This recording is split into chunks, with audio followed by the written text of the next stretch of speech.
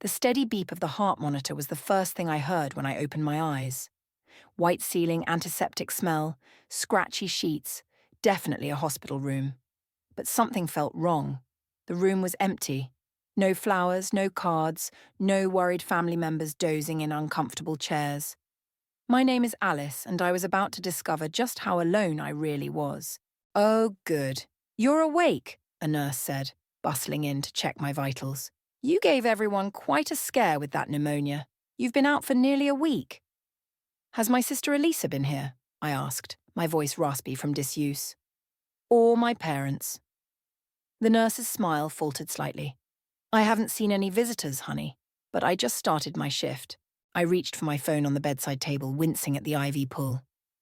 Dozens of missed calls from work, but nothing from family. Strange. I always visited Elisa when she was sick, bringing her favourite soup and trashy magazines. "Miss Douglas?" A man in a suit appeared in the doorway. "I'm from hospital billing. We need to discuss your payment situation." My head was still foggy, but I logged into my banking app while he waited. The screen loaded and my stomach dropped.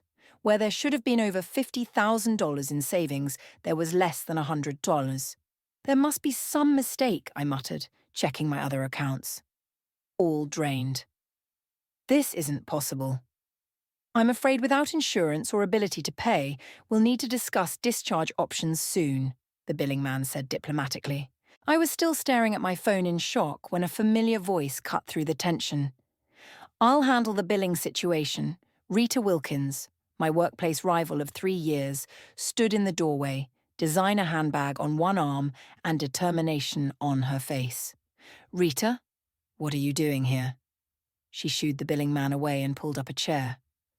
"Covering your ass, apparently. The office was worried when you didn't show up for a week. I did some digging." "I don't understand what's happening," I said, fighting back tears. "My accounts have been systematically drained over the past week," Rita finished. "And I'm willing to bet I know who did it." "Elisa." The name felt like ash in my mouth. "But she's my sister. She wouldn't—" "The same sister who borrowed $15,000 for her emergency dental surgery last year? The one who still hasn't paid you back?" I closed my eyes, memories flooding back. The countless loans, the emotional manipulation, the way my parents always took her side. "She had access to my accounts, for emergencies because she's family." Rita's laugh was bitter. "Family. Right. The same family that hasn't visited once while you were fighting for your life?" "Maybe they didn't know." "They knew." Rita pulled out her phone, showing me a group text from my mother to the extended family. "Alice is in the hospital with pneumonia. Elisa is handling everything." The betrayal hit like a physical blow. While I lay unconscious, my sister had stolen everything, and my parents had let her. "Why are you helping me?" I asked Rita. "We've never exactly been friends."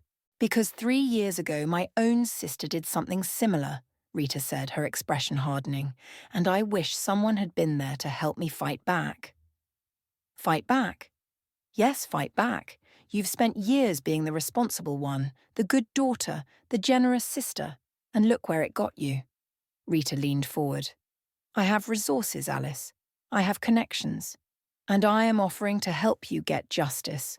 I thought about all the times I'd covered for Elisa, all the money I'd given her, all the family events where I was criticized while she was praised. The empty hospital rooms seemed to echo with years of taken-for-granted sacrifices. "Why now?" I asked. "Why offer this when we've been rivals for so long?" "Because I've watched you work your arse off while living in your sister's shadow. Because I respect your abilities, even if we don't always get along. And because—" Rita smiled grimly. "I really hate seeing manipulative people win."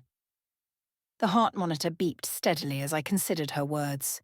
The old Alice would have forgiven and forgotten, would have found some way to excuse Elisa's behaviour. But the old Alice hadn't woken up alone in a hospital bed, betrayed and robbed by her own blood. "Okay," I said finally. "I'm in. Where do we start?" Rita's smile turned predatory. "First, we get you out of here. Then, we start gathering evidence, because your sister made one crucial mistake." "What's that?" She thought you'd never wake up to catch her. Rita's guest room was twice the size of my old apartment bedroom. I sat cross-legged on the plush bed, surrounded by bank statements and transaction records she'd helped me obtain. "Look at this," I said, holding up a printed statement. 3 separate withdrawals of $10,000 each, all within hours of me being admitted to the hospital. Rita peered over my shoulder, her reading glasses perched on her nose. And all from different branch locations. She was trying to avoid suspicion. I still can't believe she thought this through so carefully. My hands shook as I sorted through more papers. While I was fighting for my life, she was driving around town, emptying my accounts. People show their true colours when they think no one's watching. Rita handed me a cup of coffee and sat down beside me. "Want to hear how I learned that lesson?" I nodded, grateful for any distraction from the mounting evidence of my sister's betrayal. 3 years ago, my sister Diane was executor of our father's estate, Rita began, her voice tight. By the time I realized something was wrong, she'd liquidated most of his assets and moved to France with her boyfriend. Did you ever get justice? No, but I got something better. I built my own success bigger than anything she could have stolen. Rita's smile was sharp. And now I get Christmas cards from our mother asking for money, while Diane's living in a studio apartment in Paris, her boyfriend long gone. A text notification lit up my phone. My mother's name appeared on the screen. "Why aren't you answering Elisa's calls? She's worried about you." "Worried about getting caught, more likely," I muttered, showing Rita the message. "Perfect timing. I have something to show you." Rita pulled out her laptop. "Remember when you mentioned Elisa's new car? The Mercedes she said she got an amazing deal on?" "Yeah." "Well, I had my friend at the dealership pull the paperwork." Rita turned the screen toward me. "Look at the date of purchase." My stomach lurched. "The day after I went into the hospital. And the down payment amount? $15,000. Exactly what she took from my savings account that morning." The reality of her calculated betrayal hit me fresh. She must have been planning this, waiting for an opportunity. "There's more." Rita clicked through several screens. "She's also made reservations at a luxury resort in Bali for next month. First-class tickets, premium suite." Using my money. I felt sick. All those times she said she was broke, that she needed help with rent. She was playing you. Just like she played your parents. Rita closed the laptop. "Speaking of which, how many times has your mother texted you about forgiving family today?" "Only 3 so far. New record." I tried to laugh, but it came out more like a sob. Rita squeezed my shoulder. "You know what the hardest part is? Accepting that they'll never admit they were wrong. Your parents will keep defending her, keep trying to guilt you into letting it go. Like they did with the college fund incident." A bitter memory surfaced. "When Elisa borrowed my college savings for her failed boutique, Mom said I was being selfish for being upset. Said family helps family." "And who helped you when you had to take out student loans?" "No one. I worked 2 jobs through college while Elisa was posting Instagram photos from Cancun." Rita stood up abruptly. "Get dressed. We're going out." "What? Where?" "To meet someone who can help us build an airtight case against your sister, because this isn't just about the money anymore, is it?" I thought about years of manipulation, of being cast as the villain for expecting basic decency, of watching Elisa charm her way out of consequences while I cleaned up her messes. "No," I said firmly. "It's about justice." "Good answer." Rita tossed me a coat. "My friend Heath is a forensic accountant. He's expecting us for dinner." As we drove through the city, another text came through, this time from Elisa herself. "Alice, please call me. I can explain everything. We're family." I showed it to Rita, who snorted. "Family doesn't empty your bank account while you're in a coma." "No," I agreed, turning off my phone. "They don't." Rita pulled into the parking lot of an upscale restaurant. "Ready to start fighting back?" I thought about the Mercedes my sister was driving, bought with my stolen money. About the luxury vacation she was planning while I rebuilt my life from scratch. About our parents, who would rather believe her lies than face the truth about their golden child. "More than ready," I said, stepping out of the car. "It's time Elisa learned that karma doesn't care about family ties." Heath was nothing like I expected. Instead of a stuffy accountant in a suit, he was a tattooed man with kind eyes and a disarming smile. He listened intently as Rita and I laid out the situation over appetizers. "Your sister's clever, but not as clever as she thinks," Heath said, spreading documents across the table. "See these transactions? She tried to make them look like regular withdrawals, but there's a pattern." "What kind of pattern?" I leaned forward, studying the papers. She withdrew just under $10,000 each time to avoid triggering bank reporting requirements. Classic amateur move. He circled several entries, but she got sloppy with the timing. All these transactions happened within 48 hours. Rita nodded. "That's called structuring. It's illegal." "Very illegal," Heath confirmed. "And I found something else interesting." He pulled up a website on his tablet. "Your sister's been running a side business, selling luxury goods online. Want to guess where the inventory comes from?" My blood ran cold as I recognized several items in the photos.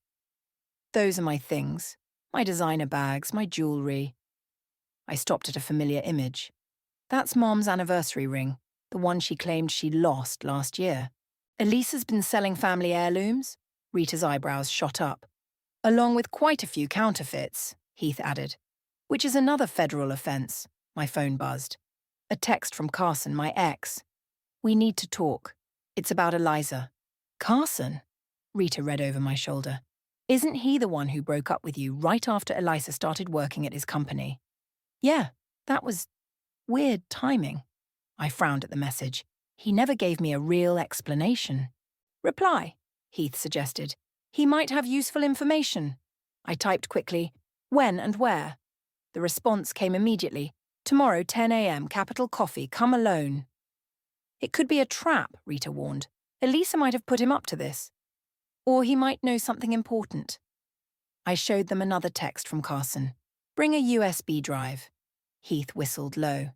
"Definitely sounds like he's got dirt." "I'll go," I decided.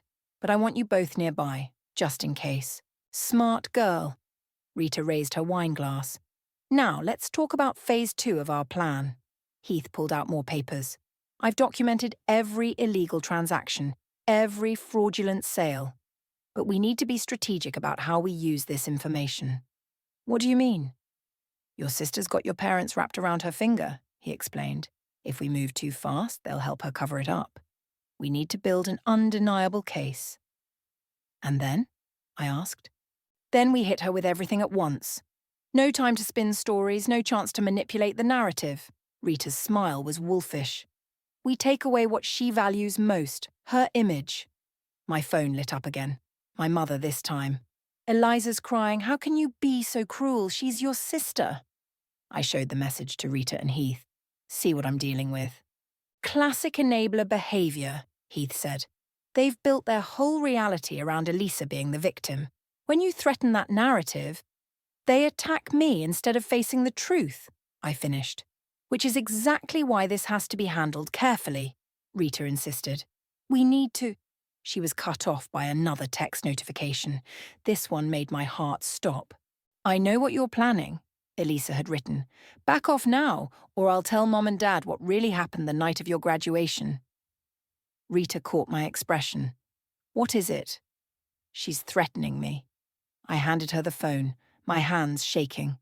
"But she's bluffing. Nothing happened at graduation." "Doesn't matter if it's true," Heath said grimly. "She's showing her hand. She's scared." "Good," Rita declared. "Scared people make mistakes. And we'll be ready when she does." I stared at my sister's threat, feeling something shift inside me. The old fear was still there, but now it was overshadowed by determination. "You know what?" I said, picking up my phone. "I'm done being manipulated." I typed quickly, "Go ahead, tell them whatever you want. I'm done protecting your lies."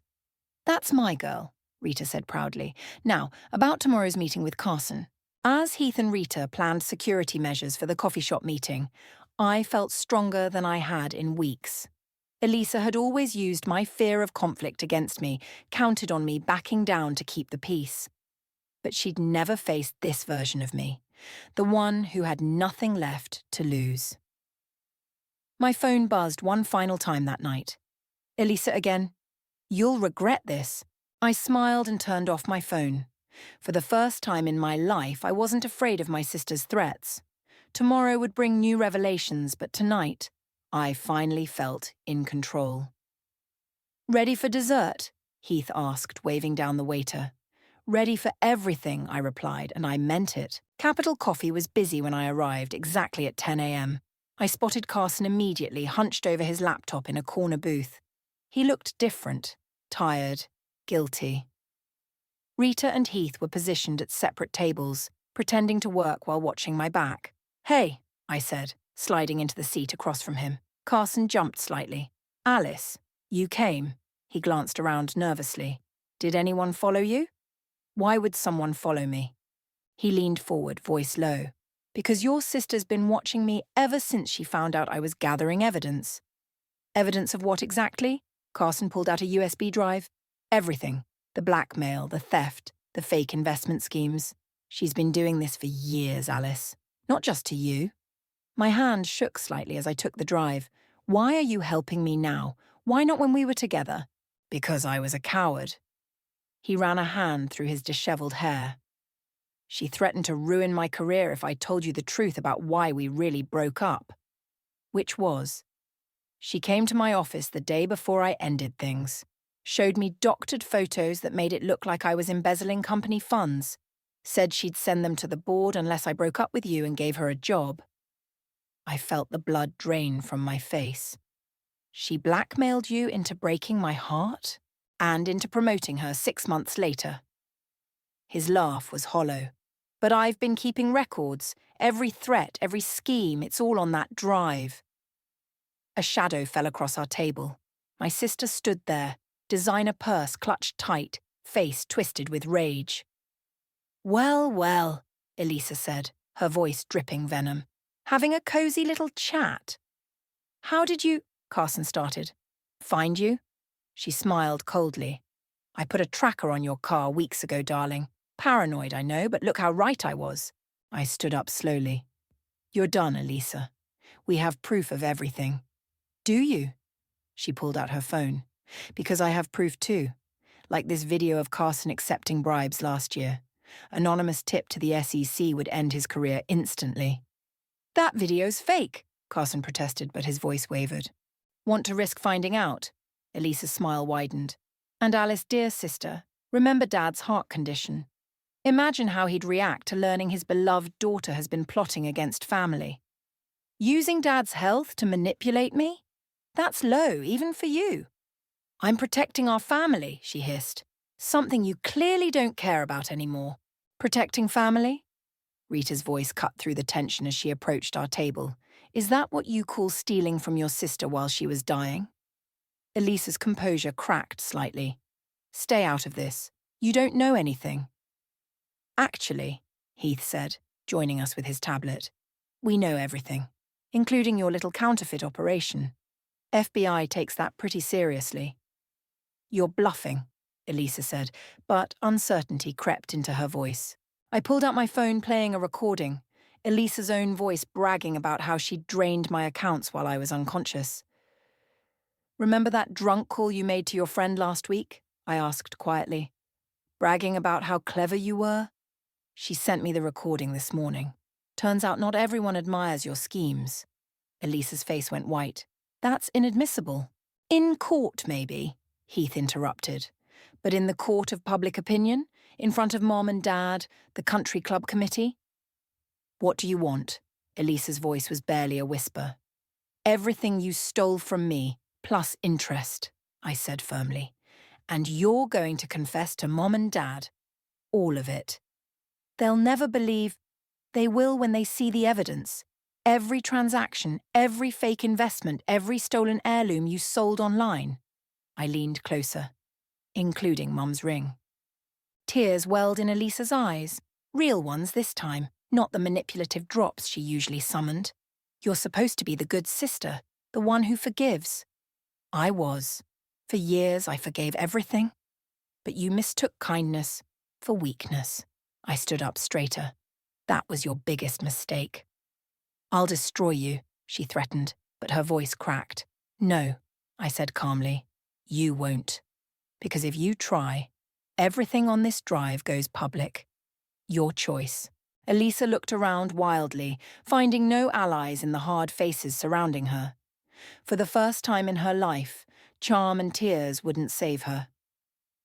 You have 24 hours to start transferring the money back, Rita said professionally, and to schedule a family meeting.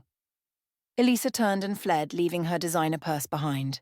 Inside, I knew we'd find more evidence. She always kept receipts of her schemes, too arrogant to imagine being caught.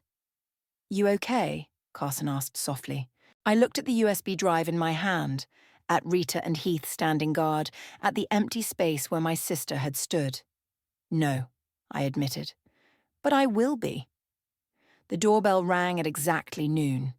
I opened it to find my mother standing there, her face a mask of disapproval. We need to talk about what you're doing to your sister, she said, brushing past me into Rita's house. Perfect timing, Rita called from the living room. We were just going through some interesting financial records. Mom froze at the sight of the documents spread across the coffee table. What is all this? Proof, I said simply. Sit down, Mom. There's something you need to see. I don't need to see anything.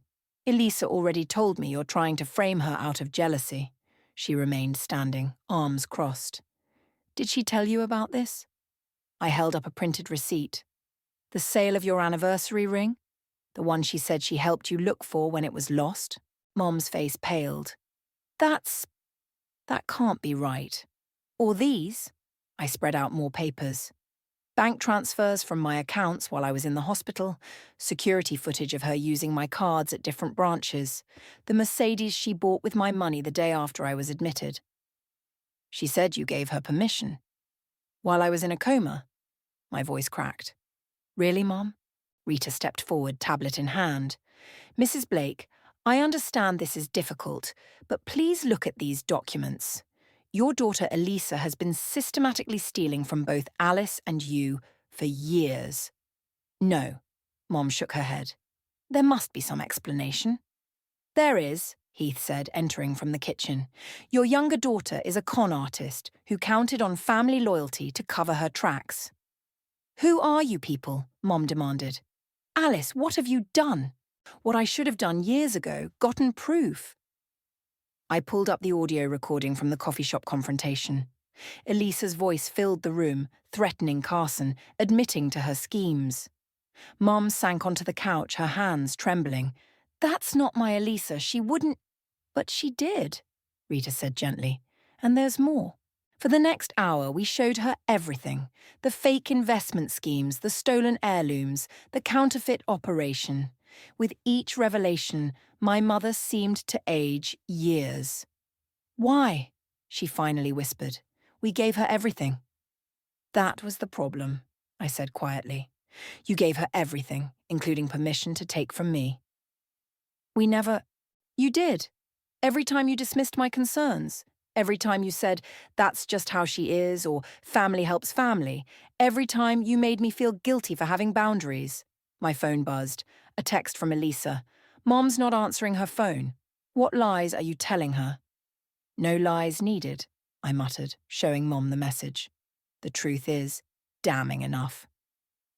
Mom stared at her own phone as it lit up with another text from Elisa. Her hands shook as she read it. She's threatening to tell your father I knew about some of the missing jewelry, Mom said, voice hollow. She's blackmailing me now. Welcome to my world, I said, but without satisfaction. It hurt to see my mother's illusions shatter even if they needed to. What do we do? Mom looked up, suddenly seeming small and lost.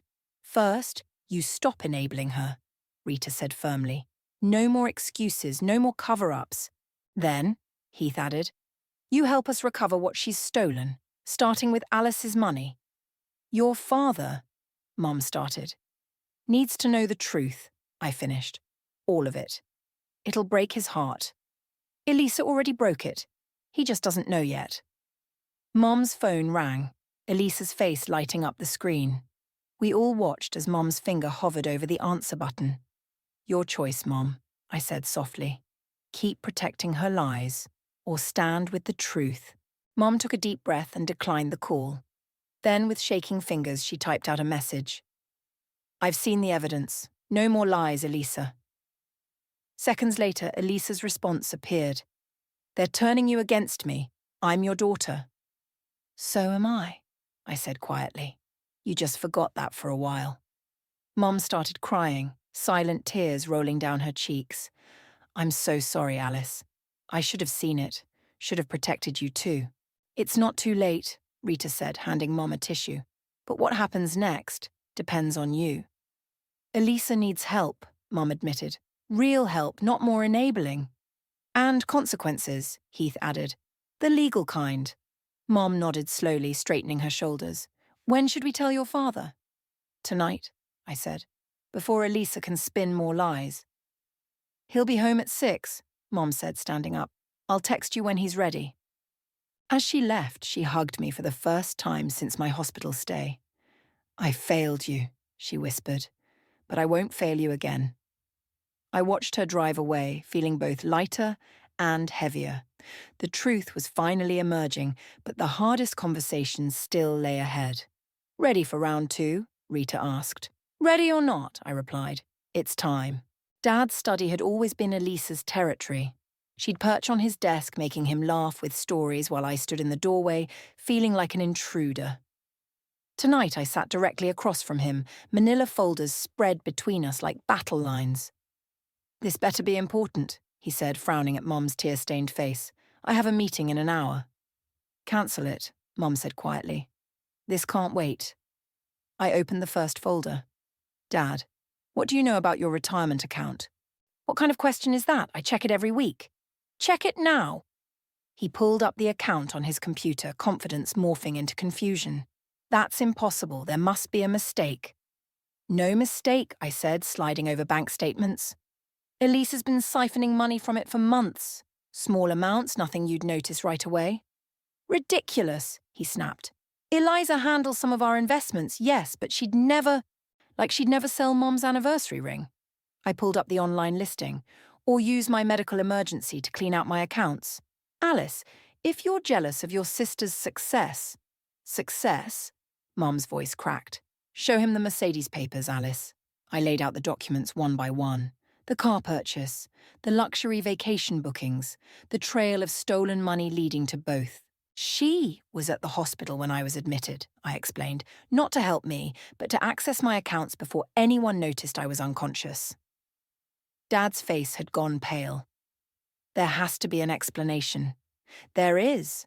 I played the recording of Elisa threatening Carson, then the one of her bragging about stealing my money.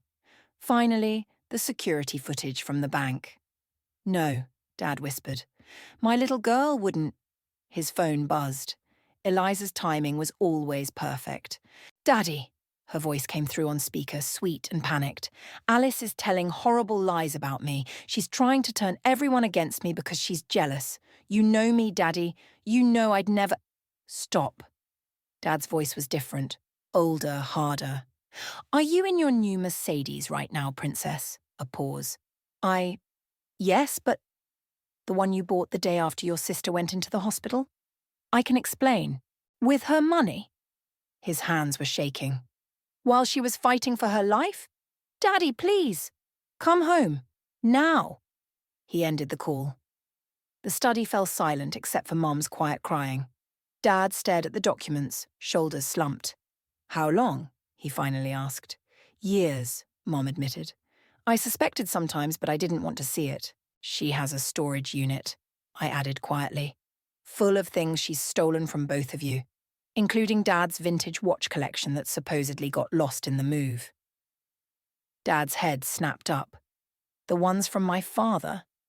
I nodded. She's been selling them piece by piece. His face crumpled. Those watches were supposed to be family heirlooms, passed down through generations. I enabled this, he said, voice rough. Every time I dismissed your concerns, every time I gave her money to invest, every time I chose not to question her explanations. A car door slammed outside. Heels clicked on the pathway. She's here, Mom whispered. Good. Dad straightened up, looking older than I'd ever seen him. It's time she faced what she's done. The front door opened. "Daddy?" Elisa's voice called out, sugary sweet. "What's going on?" "In here," Dad called back. She appeared in the doorway, designer outfit perfect, eyes already brimming with fake tears. Then she saw the documents on the desk. The tears vanished. "Whatever Alice told you." "Sit down." Dad's voice was steel. "But Daddy..." "Sit. Down." She sat, mask slipping as she realized her usual tactics wouldn't work. "The police are on their way," I said quietly. "You wouldn't dare," she hissed. "We're family." "Family doesn't steal from family," Dad said. "Family doesn't exploit medical emergencies to commit fraud. Family doesn't sell their grandfather's watches for profit." Elisa's face went white. "The watches. Everything, Elisa. We know everything." She turned to Mom, desperate. "Mommy, please." "No more," Mom cut her off. "No more manipulation. No more lies." Red and blue lights flashed through the study window. Elisa jumped up, but Dad's voice stopped her. "Run and it gets worse," he warned. "Stay, cooperate, and we might be able to help you." "Help me?" She laughed hysterically. "I don't need help. I need you all to mind your own business." The doorbell rang. Mom went to answer it. "One last chance," I said to my sister. "Tell the truth. Take responsibility." Elisa's face twisted with rage. "You'll regret this. All of you."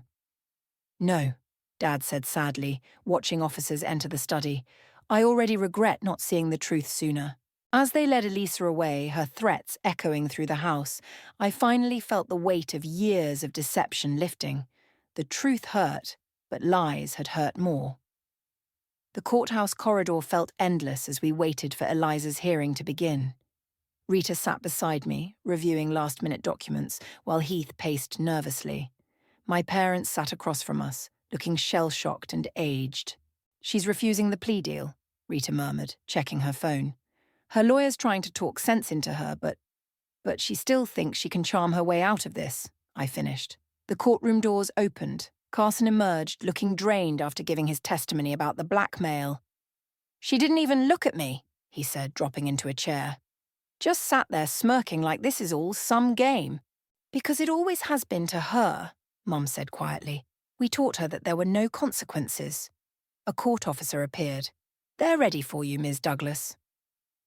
Inside the courtroom, Elisa sat at the defendant's table in an expensive white suit, playing the innocent victim perfectly. Her mask slipped when she saw all of us file in together, replaced by a flash of rage. "The court calls Alice Douglas to the stand." Walking to the witness box, I felt Elisa's glare burning into me. I'd practiced this moment with Rita for weeks, but nothing prepared me for facing my sister directly.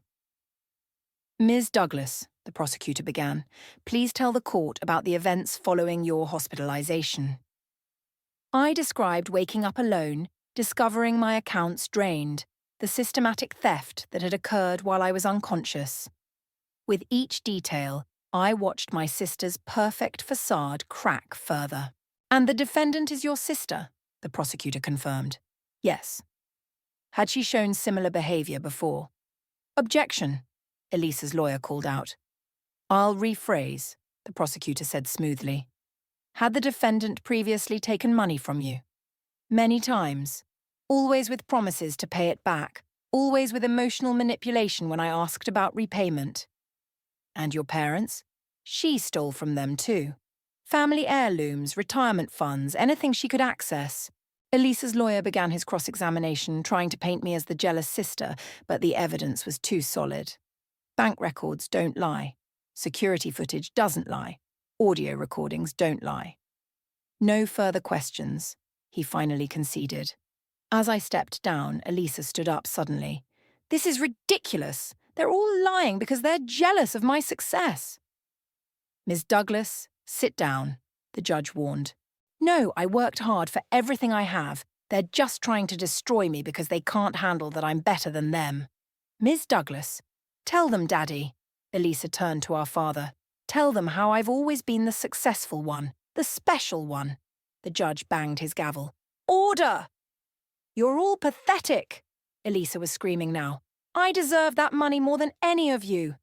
Alice was always the boring one, the responsible one. I made that money interesting. I made it matter. Two court officers moved to restrain her. I should have made sure you never woke up, she shrieked at me. You ruined everything. The courtroom erupted in gasps. Mom started crying. Dad looked like he'd been shot. Remove the defendant, the judge ordered. We'll resume after a brief recess. As they led Elisa away, still screaming threats, I felt Rita's hand on my shoulder. You did it, she whispered. You stood your ground. The recess lasted an hour. When we returned, Elisa sat silently, her makeup smeared, her perfect image shattered. Her lawyer looked defeated. The judge's verdict was clear and damning. Grand theft, fraud, blackmail. The evidence was overwhelming, and Elisa's outburst had destroyed any sympathy she might have garnered. 5 years, the judge announced, with possibility of parole after 3, contingent upon full restitution and completion of psychological counselling. Elisa didn't react. She just sat there staring straight ahead as if none of this was real. I'm so sorry, Mum whispered as we left the courtroom. We should have stopped this years ago. You can't change the past, I said, watching them lead my sister away. But we can learn from it. Outside the courthouse, reporters waited with cameras and microphones. Rita helped shield me from their questions while Heath brought the car around. What now? Dad asked, looking lost. Now we heal, I said, and we make sure this never happens again. Your accounts should be restored within the week, Heath added.